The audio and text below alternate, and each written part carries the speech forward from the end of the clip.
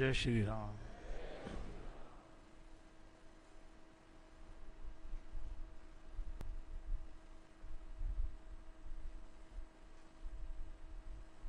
मेरे राम तेरी जय हो।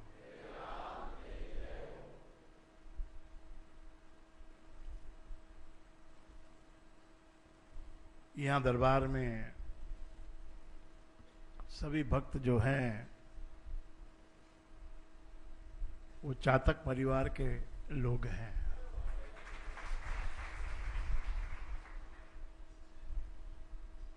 चातक जो होता है वो स्वाति नक्षत्र का ही पानी पीता है। स्वाति नक्षत्र में जो बूंदें पड़ती हैं उन्हीं को वो ग्रहण करता है। तो ईश्वरदास जी महाराज ऐसे चातक हैं जो सत्यानंद रूपी स्वाति नक्षत्र जब उगता है और बरसता है उस वक्त पानी पीते हैं। और हम सब उन्हीं के पुत्र हैं। चातक के पुत्र सब चातक ही होते हैं। और एक पक्षी है हंस। हंस भी एक विशेष गुण रखता है। वो चाहे जहां की ऐसी वैसी चीजें नहीं खाता है, वो तो दूध में से भी पानी को अलग कर देता है। दूध में से पानी को अलग करके फिर उसको ग्रहण करता है। तो अब हम सत्संगी हो गए, राम नाम जपने वाले हो गए, तो क्या क्या चीजें हमको हासिल हो गई हैं, होनी चाहिए। जिनको नहीं हुई वो समझना वो जपते ही नहीं है। उन्होंने नाम से योग नहीं किया।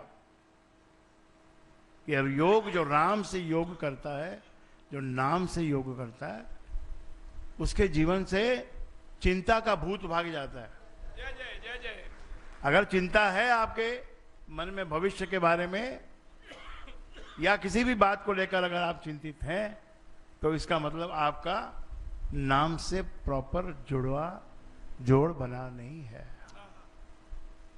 ये तो आप जान ही गए हैं कि राम ने ही पूरी सृष्टि रची है।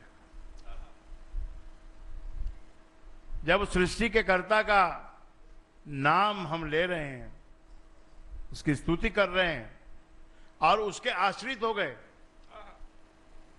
जब उसके आश्रित हो गए तो अब फिर चिंता उसको करनी है, हमको नहीं करनी है। मेरे भाई, संसार है, संसार तो सागर है, भव सागर है। भावनाओं की लहरें इसमें आती रहती हैं। भावनाएं हजारों तरह से बनती हैं। रूप को देख के आदमी भावुक हो जाता है। कामना होती है उसके अंदर, काम जगता है। रूप को देखता है तो काम जगता है। ऐसे ही और कोई अन्य वस्तु को देखता है तो कोई अन्य भावना उत्पन्न होती है। करुणा भी उत्पन्न होती है। कभी कभी कोई ऐसी परिस्थिति, ऐसा विषय, ऐसा प्रसंग हम सुनते हैं तो हम रो पड़ते हैं। करुणा भी हमारे अंदर बरसती। वर्षा ऋतु आती है तो ये अलग लहर लेके आती है। इसमें मन बड़ा चंचल हो जाता है। तो मन चंचल हो, मन स्थिर हो, या कोई परिस्थिति अच्छी हो या बुरी हो, हम तो राम नाम को मानते हैं और उसके साथ जुड़ के चलते हैं। उसका ही जप करते हैं, उसका सिमरन, चिंतन, ध्यान, ये सब करना क्यों क्या क्या लाभ है उसको करने से। संसार में तो ऐसे भी लोग हैं जो बिल्कुल भगवान का नाम नहीं लेते, ऐसे भी लोग होंगे, परंतु वो अपने कंधों पे अपना बोझ जो उठा के चलते हैं तो बड़ी जल्दी थक जाते हैं और असफल भी हो जाते हैं। और जो परमात्मा का सहारा लेकर उसका हाथ पकड़ के उसके इशारे पे चलता है, उसको फिर कोई खतरा होता ही नहीं है। इंद्रियों का और ये विषयों का बहुत मजबूत जोड़ बना हुआ है। आपके पास इंद्रियां हैं और सृष्टि में विषय हैं। चारों तरफ विषय विषय विषय विषय दिख रहे हैं और कोई न कोई इंद्री उन विषयों से उलझ जाती है। तो इन इंद्रियों का दमन करना ये योग है, ये साधना है। जब तक इंद्रियों का दमन करना हम नहीं सीखेंगे तो हमारी साधना किसी भी प्रकार से आगे नहीं बढ़ेगी। दमन कैसे करना? बाहरी तौर से इंद्रियों को दबाना वो उचित नहीं है।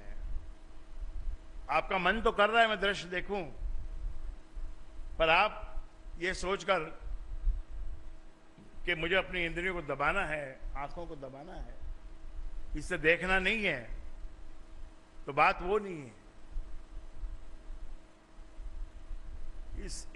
इनके भीतर जो बैठा है देखने वाला, वो अगर ये बात मान जाए कि मुझे नहीं देखना, तो फिर समझ लो आपकी आंखें खुली भी हैं तो देखेंगी नहीं कुछ, वो उस दृश्य को नहीं देखेंगी जिससे विकार उत्पन्न होता है। इसलिए संत लोग कहते हैं अधिक से अधिक सत्संग करो, राम का सुमिरन तो करते ही रहो।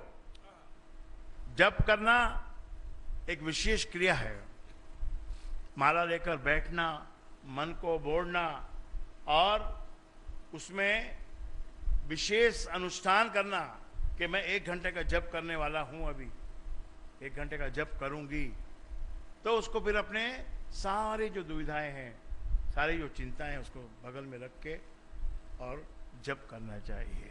क्या होता है जप करने से? अभी एक गाना फिल्म का एक आया है, उसमें बड़ी अच्छी 2 लाइनें हैं। जब यार करे परवाह मेरी, मुझे क्या परवाह इस दुनिया की। जब मेरा राम मेरी परवाह कर रहा है, फिर मुझे क्या जरूरत है इधर उधर देखने की, वो तो मेरी परवाह कर ही रहा है। और जग मुझ पे लगाए पाबंदी, मैं हूं ही नहीं इस दुनिया की। ये जो ध्यान जब करते हैं ना हम, तो इस दुनिया को हम छोड़ देते हैं। ये जो विचित्र दुनिया है, विकारों की दुनिया है, कश्मकश की दुनिया है, दुखों से भरी हुई दुनिया है, समस्याओं से लिपटी हुई सब उलझने हैं यहां पर, इस सब से मैं बच जाता हूं, मैं बच जाती हूं। क्यों? क्योंकि मैं किसी और दुनिया में चली जाती हूं और उस दुनिया में मेरा राम कृपा ही बरसा रहा है और कुछ नहीं कर रहा है, आनंद बरसा रहा है, आनंद। इसलिए राम का जप सतत तो नहीं कर पाओगे, क्योंकि इतना संसार में इतनी आकर्षण रखा है भगवान ने माया के रूप में। कहीं ना कहीं आदमी किसी न किसी बात में उलझ जाता है। कोई पुत्र में उलझ जाता है, कोई पुत्र के व्यापार में उलझ जाता है, कोई पुत्री में उलझ जाता है, पुत्री के संसार जो उसका बसाया वो नहीं बस पाया ठीक से, तो उसमें उलझ जाता है।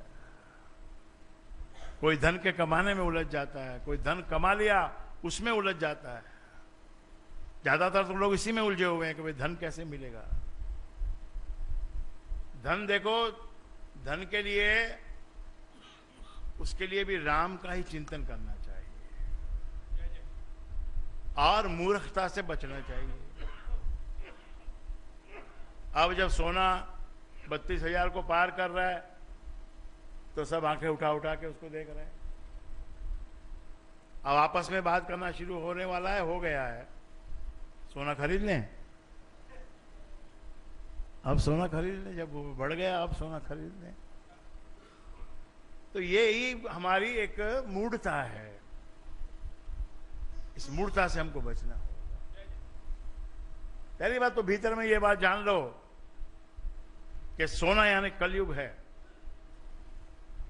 हमारे शास्त्रों ने हमको बतलाया है कि जहां सोना रख दिया तुम्हारे घर में शांति है। और एक आधा किलो सोना कोई कि ससुराल से आ गया गलती से, या किसी और वजह से आ गया, चोरी से आ गया, कहीं किसी भी कारण से आ गया, तो उस दिन के बाद वहां वो शांति नहीं रहेगी। इसलिए मेरे भाई अपनी कमाई करो। कमाई पूरी पड़ रही है क्या जो उसका सोना खरीदोगे? कमाई ही पूरी नहीं पड़ेगी। अभी ऐसा जमाना आ गया, ऐसा टाइम आ गया है कि जितना कमाया उतना साफ, और फिर भी हाथ ऐसे के ऐसे ही है, और लाओ और लाओ और लाओ। और बंबई नगरी में रहने वालों को तो मेरे भाई ये एक वरदान भी है और एक श्राप भी है।